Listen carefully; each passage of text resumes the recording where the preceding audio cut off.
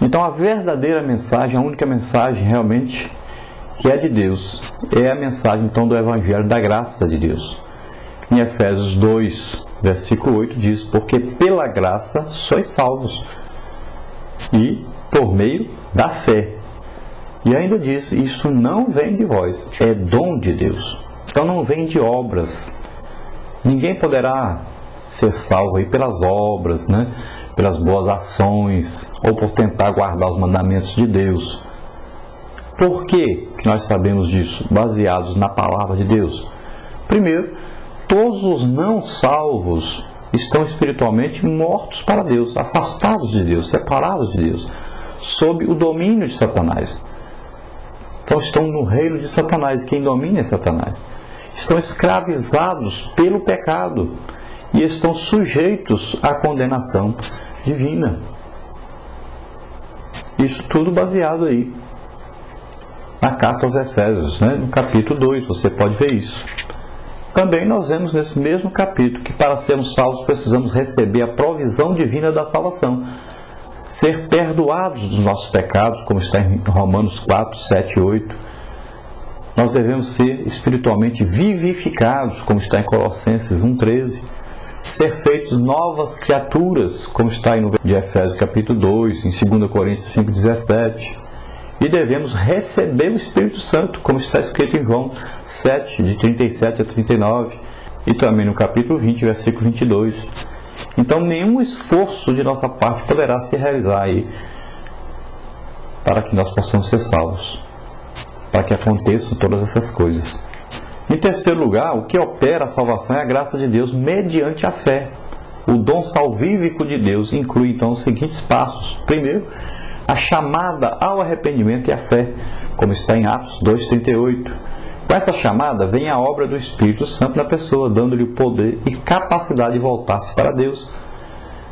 E depois nós sabemos também que aqueles que respondem com fé e arrependimento e aceitam a Cristo como Senhor e Salvador, recebem então a graça adicional para a sua regeneração ou novo nascimento pelo Espírito, e então ser cheio do Espírito Santo, como está Atos 1, 8, 2, 38, Efésios 5, 18. Né? Também, aqueles que se tornam novas criaturas em Cristo recebem graça contínua para viver a vida cristã, resistir ao pecado e servir a Deus, como está em Romanos 8, 13 e 14, 2 Coríntios 9, 8.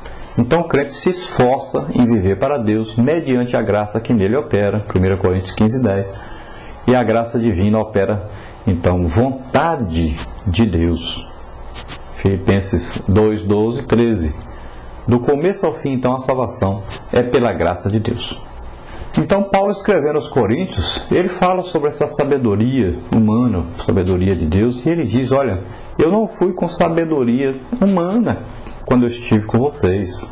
Então, o conteúdo da pregação de Paulo não foi segundo a última expressão da sabedoria humana.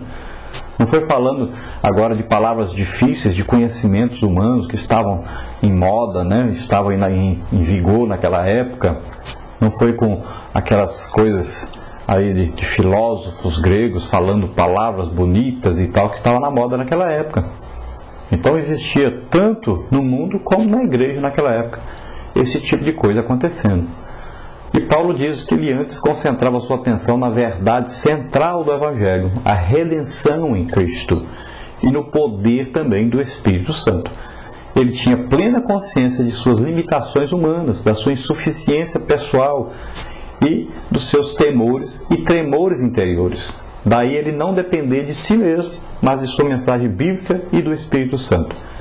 Como resultado, então, houve uma maior demonstração da obra e do poder do Espírito Santo. O apóstolo Paulo diz para eles: olha, eu não fui aí com sublimidade de palavras, com palavras bonitas, mas eu fui pregar a palavra de Deus baseado na mensagem da cruz, da redenção que veio através de Jesus Cristo, do seu sofrimento na cruz. E isso foi confirmado pelo poder de Deus, o Espírito Santo operando maravilhas no meio de vocês. Como nós vemos aí no versículo 4, né? Em demonstração do Espírito e do poder. Então, como demonstração do poder do Espírito Santo, que você pode ver também no capítulo 1, versículo 18 e o versículo 24, a pregação de Paulo incluía algumas coisas. Por exemplo, a ação do Espírito Santo que convence as pessoas do pecado, da justiça e do juízo. E o testemunho que ele dá do poder salvífico de Cristo ressurreto. Também o poder de transformar vidas. Também o poder de levar a efeito a santidade do crente. O poder de Deus manifesto por sinais e maravilhas. E nós temos em vários outros trechos do Novo Testamento, então, que acentuam que a pregação do Evangelho nos tempos neotestamentários era acompanhada, então, de poder especial do Espírito Santo. E hoje, mesma coisa, continua a mesma coisa. A pregação é acompanhada por sinais, prodígios, maravilhas, milagres, que acontecem na comprovação desse Evangelho, de que Jesus realmente está vivo, continua salvando, curando, batizando com o Espírito Santo, libertando os cativos e oprimidos. Ele continua fazendo o mesmo que ele fazia quando estava aqui na terra. Ele é Deus, está vivo. Ele faz hoje através da igreja, que tem o Espírito Santo morando em si. Depois também nós sabemos que todo ministro do Evangelho deve orar para que através do seu ministério, primeiro o povo seja salvo, depois os novos crentes sejam cheios do Espírito Santo, os espíritos malignos sejam expulsos, né? Os enfermos sejam curados e os discípulos aprendam a obedecer aos padrões e ensinos justos de Cristo que estão na palavra de Deus. No versículo 12, o apóstolo Paulo fala que para que pudéssemos então conhecer o que? As coisas que Deus preparou para os que o amam. Então podem ser compreendidas aí pelo crente, mediante a revelação e iluminação do Espírito Santo, algumas coisas. E você vai conhecer isso à medida que for conhecendo mais e mais de Deus. Então, à medida que o crente lê e estuda a Bíblia, então o Espírito Santo ilumina a sua compreensão da verdade. Além disso, o Espírito comunica ao crente fiel uma forte convicção quanto à origem divina das Escrituras. Então, a primeira coisa que acontece quando alguém realmente aceita Jesus como Senhor e Salvador é que ele adota a Bíblia como realmente palavra de Deus. Ele começa a amar essa palavra, a buscar conhecimento nessa palavra, e o Espírito Santo vai revelando essa palavra a esse novo crente. E ele vai crescendo cada dia mais na graça e no conhecimento de Deus. E é isso que o apóstolo Paulo fala no versículo 13. Ele diz palavras que o Espírito Santo ensina. Então, embora Paulo esteja escrevendo a respeito da origem divina da sua própria pregação, suas palavras no versículos 9 até o versículo 13 sugerem então os passos pelos quais o Espírito Santo inspirou as Sagradas Escrituras. Primeiro passo, Deus deseja comunicar à humanidade a sua sabedoria. No segundo passo, foi somente pelo Espírito Santo que a verdadeira sabedoria de Deus foram então reveladas à humanidade. O terceiro passo, a revelação de Deus foi concedida a crentes então escolhidos mediante a presença do Espírito Santo que neles habitava. Quarto passo, os escritores da Bíblia usaram palavras ensinadas pelo Espírito Santo. Quinto passo, as escrituras divinamente inspiradas são compreendidas pelos crentes espirituais à medida que eles examinam o conteúdo pela iluminação do Espírito Santo.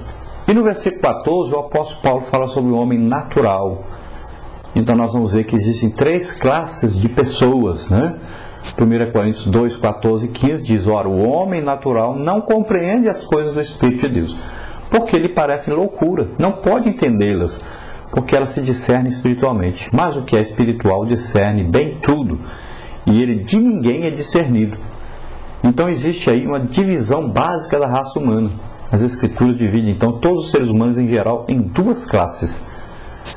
Então aí existe a classe do homem ou mulher natural, então denotando a pessoa irregenerada, isto é, governada por seus próprios instintos naturais. Então é o tipo de pessoa que não tem o Espírito Santo, está sob o domínio de Satanás, é escravo da carne com suas paixões, pertence ao mundo, está em harmonia com ele, rejeita as coisas do Espírito. A pessoa natural não consegue compreender a Deus, nem os seus caminhos, pelo contrário, depende do raciocínio ou emoções humanas. E a segunda divisão, então, é o homem ou mulher espiritual, ou pneumáticos, né? Denota então a pessoa regenerada, isto é, que tem o Espírito Santo. Essa pessoa tem mentalidade espiritual, conhece os pensamentos de Deus, vive pelo Espírito de Deus. Tal pessoa crê em Jesus Cristo, esforça-se para seguir a orientação do Espírito que nele habita e resiste então aos desejos sensuais e ao domínio do pecado. Então, como que a pessoa se torna uma pessoa espiritual? Aceitando pela fé a salvação em Cristo. A pessoa então é regenerada, o Espírito Santo lhe confere uma nova natureza mediante a concessão da vida divina. Essa pessoa nasce de novo e é renovada então, torna-se nova criatura e obtém então a justiça de Deus mediante a fé em Cristo. Agora, existe uma distinção entre os crentes. Então são dois tipos de pessoas, carnais e espirituais. Agora, dentro dos espirituais, então nós vamos ver que se divide em duas classes, uma distinção então existe aí. Existem os crentes verdadeiros, que estão cheios do Espírito Santo, que vivem combatendo contra o pecado,